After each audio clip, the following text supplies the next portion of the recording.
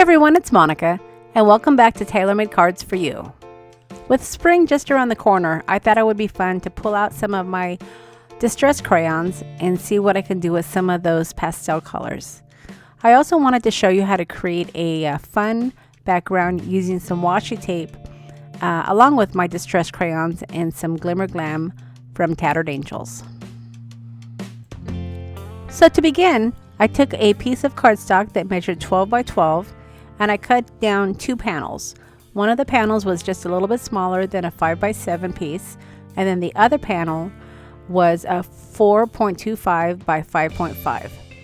And then I took a smaller piece and I matted it onto the larger piece. Then I took some pastel washi tape and I cut 3 pieces and I taped them down vertically onto my cardstock.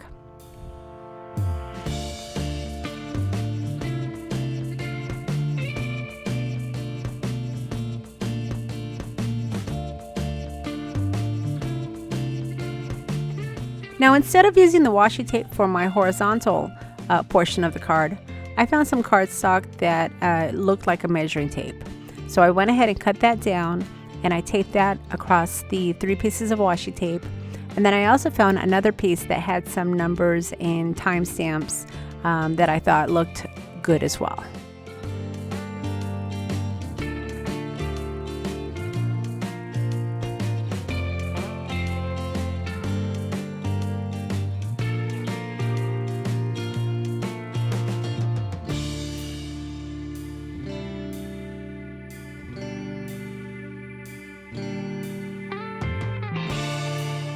So once I was happy with my design, I wanted to mute down the color of the brown tones just a bit. So I went ahead and got out some white gesso and I simply took a paintbrush and painted it all across my card. Now I didn't want it to completely cover the items that I had taped down. So while I was a little bit liberal with gesso, I did come back with a wet baby wipe to take off some of the darker white portions on the card. And this did also help me to smear the gesso around the edges. This gesso technique is a great one when creating vintage cards. I really like it because it does help you to tone down the designer paper that you might be using and not have it take over. You want your vintage cards to be subtle, and the white gesso enables you to do that. It also creates a nice smooth palette to come in and add some texture paste.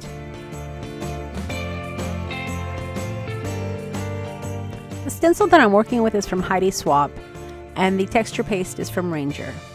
I really like the oversized stencils when I'm creating my mixed media cards because it enables me to cover most of the cardstock and pick the areas that I want to actually add my texture without having to pick up and move my stencil around.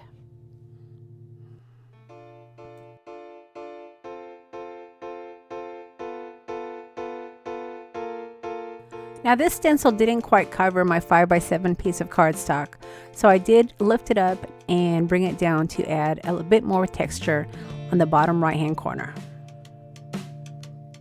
Now whenever I'm working with texture paste, I do like to have a cup of water sitting on my desk because it's an easy way to drop my tools into the water without having to stop and clean them up.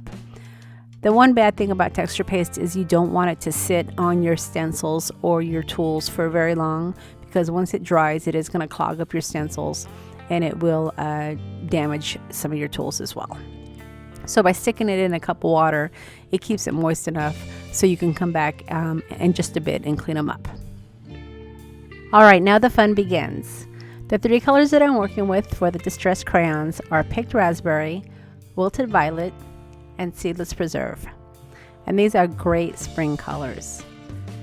One thing you want to make sure that when you are working with your Distress Crayons is that you do have some moisture to help spread around and smear the colors. The item that I like to use is one of the Ranger products, and it's the Distress Collage Medium. You've probably seen me use the Vintage Collage Medium on some of my other cards, but this is the matte, and it does dry clear. It's a great medium to help move the color in your Distress Crayons. It also works as a glue as well, so if there's any pieces of your cardstock that's sticking up or need to be adhered a little bit more, you can also use it for that as well. Now, while I was somewhat random in using my Distress crayons, I did want to follow the pattern. So when adding the color, I definitely wanted to add the color into the texture paste where I had stenciled, but then I also wanted to outline the washi tape. I didn't want to lose the lines in the washi tape, so I made sure to take some of the darker colors and trace over those vertical and horizontal lines just to ensure I didn't lose that pattern. Now, the blue paint that I had just added to my cardstock is from Tattered Angels, and it's called Glimmer Glam.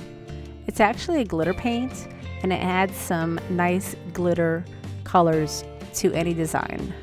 I didn't really want to have a lot of glitter, but I did want to have some glitter, so I went ahead and just flicked it on using my paintbrush. The vintage photo that I'm going to be using as my focal point has some really cool blue Easter eggs, so I wanted to add some blue to the card as well. The Glimmer Glam was a nice addition, but I still wanted to add a bit more because I thought that the pinks and the purples did kind of take over.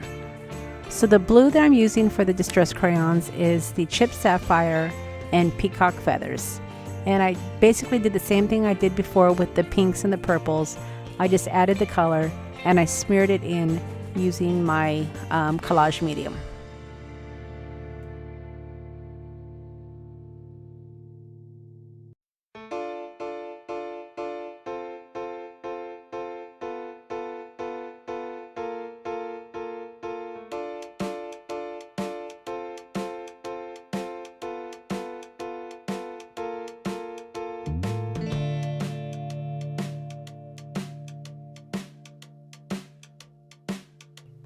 So once I was happy with the colors, I went ahead and added a little bit more splatter using my Glimmer Glam. I really think those splatters finish off the background and they add to the randomness of the card. So as I explained earlier, I do have this vintage picture that I found on the internet. I think I found it on Pinterest, and it's these great blue Easter eggs, and I thought that they would make a nice focal point for an Easter card. So I went ahead and I printed it out on some photo cardstock, and then I added these tabs using a die cut that I had. I will leave a list of the die cuts that I used in my links below for you, because when I'm creating, I usually cut out all of my die cuts and have them all ready to go right before I start filming, just for ease. I also found in my ephemera stash this little bird that I thought paired up nicely to the Easter eggs. So I went ahead and I matted this also right over the corner of the Easter egg photo.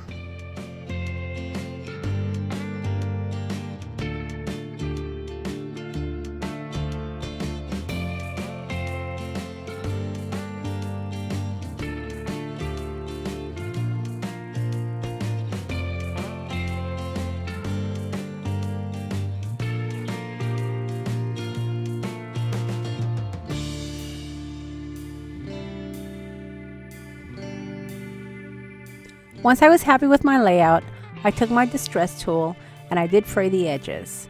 This is something that I like to do usually when I'm creating vintage cards because I love the effect that it gives on the finished product.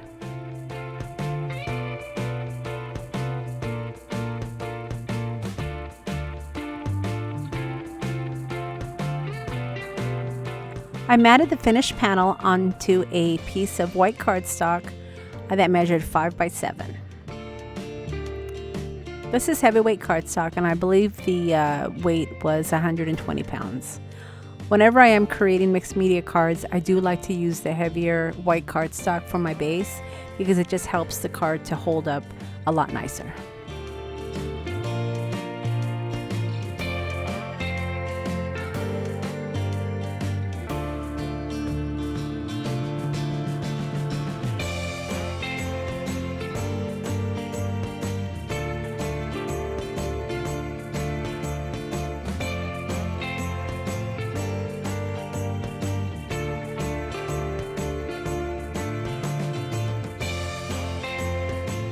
I wanted to create a bit of contrast to the pastels that I used on this card, So I did pick out some small talk on Tim Holtz's ideology stickers.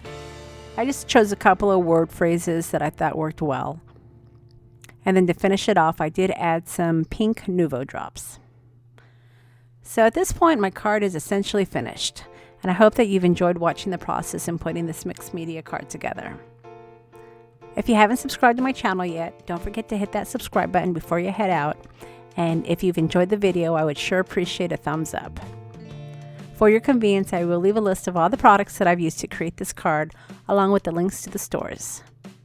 Don't forget to leave me a comment because I love reading your feedback.